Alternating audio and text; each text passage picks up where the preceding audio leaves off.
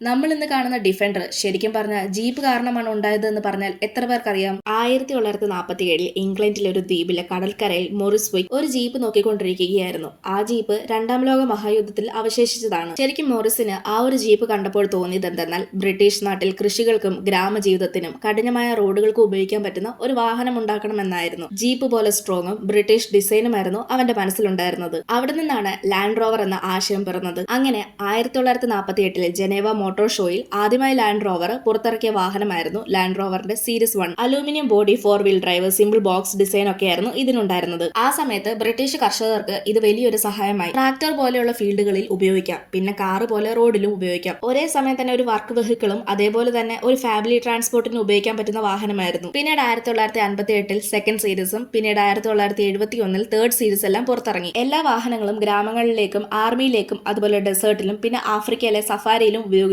ശേഷം 1983 കൂടുതൽ modern ലുക്കിലും കംഫോർട്ടുമായിട്ട് land rover 110ഉം 90ഉം പുറത്തിറങ്ങി. പിന്നീട് 90കളിൽ ഇവർക്കൊരു ഒഫീഷ്യൽ പേര് കൊടുത്തു, അതാണ് ലാൻഡ് റോവർ ഡിഫൻഡർ. ഇന്ന് ഡിഫൻഡർ ഒരു ഓഫ് റോഡ് ലെജൻഡ് ആണെന്ന് തന്നെ പറയാം. നിങ്ങൾക്ക് ഡിഫൻഡർ ഇഷ്ടമാണോ അല്ലയോ എന്നുള്ളത് കമന്റ് ചെയ്യൂ. ഇതുപോലെയുള്ള കൂടുതൽ വീഡിയോസ് കാണാനായി ചാനൽ സബ്സ്ക്രൈബ് ചെയ്യാനും ഇൻസ്റ്റഗ്രാമിൽ ഫോളോ ചെയ്യാനും മറക്കല്ല്.